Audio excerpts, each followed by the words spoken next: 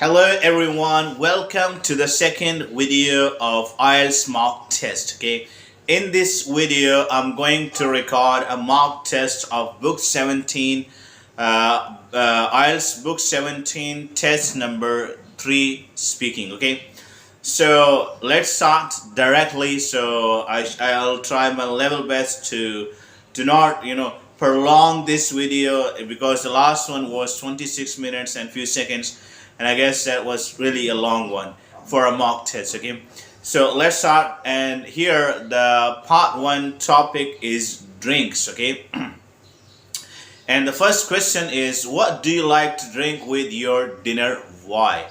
Well, normally I like to drink just normal water with my dinner, because at dinner I do not like to drink juices, tea, or milk, because I guess if I drink all these things, then my dinner would be too heavy, and at night during sleep I might have some problems. So that's why normally I just drink water. Okay. Second question. Do you drink a lot of water every day? Why or why not? Sorry. Yes, I drink water a lot every day. Actually, I'm a person who likes to drink water and to keep myself hydrated. And also my job actually involves more and more speaking. Okay, I'm working as a teacher at an institution, so there during the day I have to speak a lot.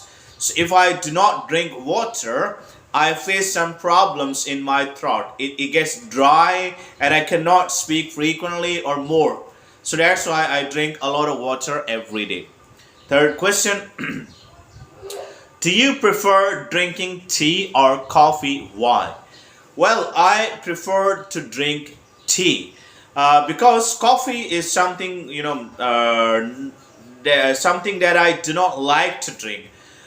For me, it is too sour, first of all, and secondly, if I drink coffee, then I cannot sleep at night, or I cannot have proper rest at night, because it contains some caffeine, and due to it you cannot sleep properly. So that's why I do not drink coffee and I prefer tea. Whenever I'm feeling tired or whenever I want to work for longer hours, at that time I take a cup of tea. Like when I was a student and sorry, whenever I wanted to study overnight, I always used to have a cup of tea. Okay, so it helps me to stay awake for longer hours and focus on my work properly. Okay, sorry. If people visit you in your home, what do you usually offer them to drink? Why or why not? If someone is visiting my home, normally I offer him or her a cup of tea in case he is visiting me in winter, or if he's visiting me in summer, then I offer him some cold drink or some juices, because in summer it is normally really hot in my hometown. So that's why the serving tea is not a good idea. But if it is winter, then I always serve him or her tea. Okay, now this is the end of part 1 here in this test. But sorry, in the real test, you're going to have 3 to 4 topics like this, and each topic may have 3 to 4 questions. Okay, but here I don't know why in IELTS books normally they have just put one part 1 topic, okay, in the mock test. Anyway, let's move on to the part 2 question, part 2 topic. It's a cue card. Sorry. And I told you to be good at cue card, you need to be a good storyteller. Okay, to practice this one, this is something extra, it's not included in the mock test, but it's a tip that you must understand and you can practice to get better at telling stories and to give answers of part 2 cue card questions. Okay, in the beginning you can tell your real life stories. For example, Maybe someone you have visited some place, okay, you maybe went to attend a wedding party or whatever, okay. So that kind of story you can tell in English in the beginning. Afterwards you can start practicing this question, try to create a story or try to tell a story, and it would be easy for you to answer such questions, okay.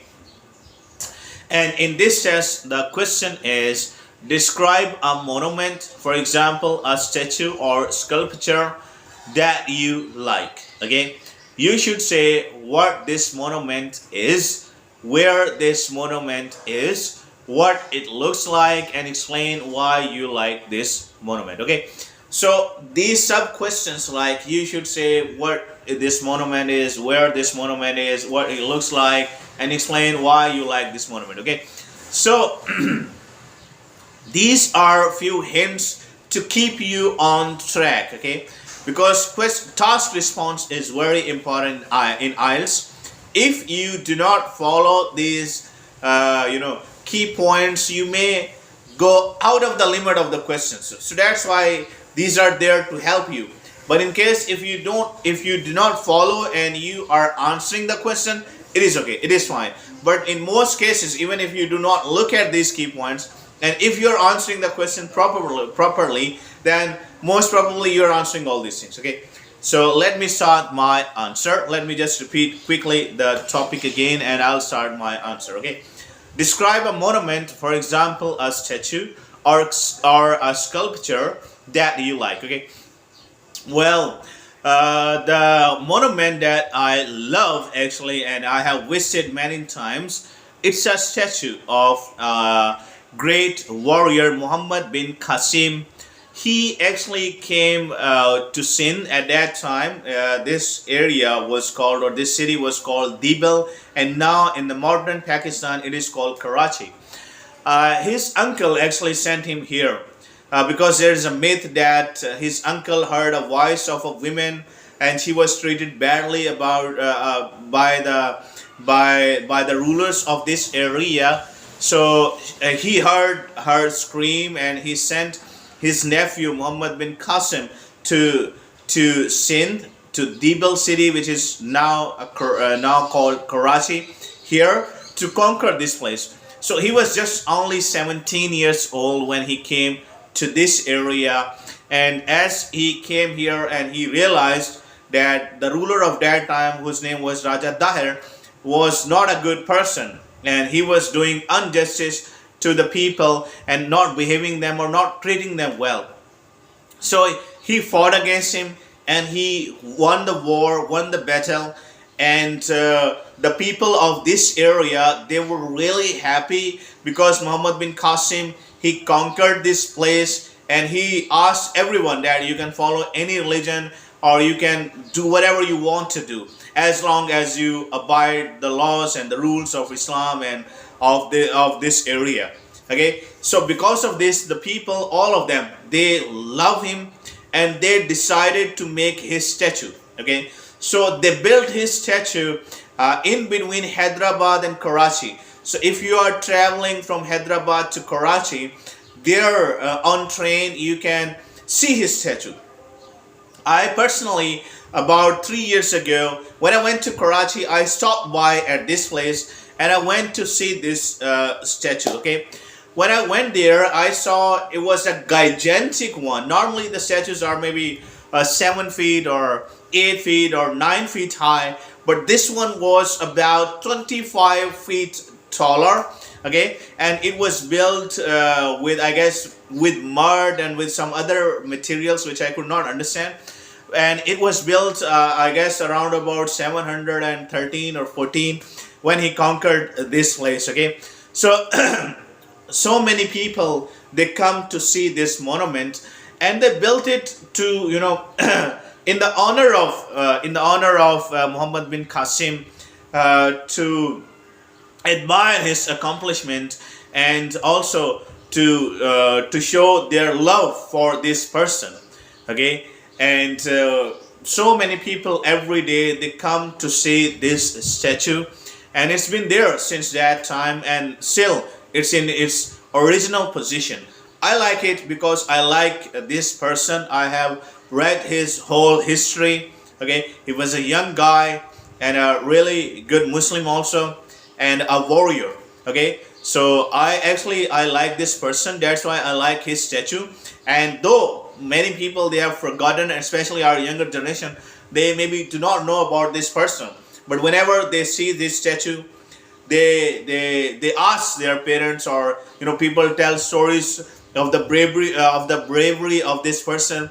So that's why I like it, because I really like this person. Okay, now I spoke more than 2 minutes, but in your real test you'll have only 2 minutes. Okay, so this is all you can tell a story, you can create a story.